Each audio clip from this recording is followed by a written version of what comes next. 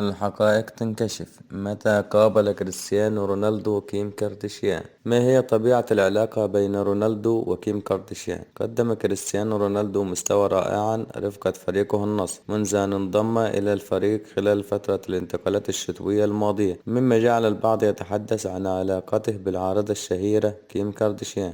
وقاد رونالدو فريق النصر لتحقيق الفوز على أبها بهدفين مقابل هدف واحد بعدما سجل هدف التعادل عن طريق ركلة حرة مباشرة في الجولة 21 ضمن منافسات دوري روشن للمحترفين السعودي. وتحدث البعض عن مقابلة جمعت بين رونالدو وكيم كارديشيان، مما جعلهم يؤكدون على أن تلك المقابلة كانت قريبة، ولكن في الحقيقة كانت منذ فترة طويلة. وتبين أن اللقاء الذي جمع بين رونالدو وكارديشيان يعود إلى عام 2010، حينما كان النجم البرتغالي يقضي أول مواسمه مع ريال مدريد الإسباني، وكيم في بداية مشوار الشهرة.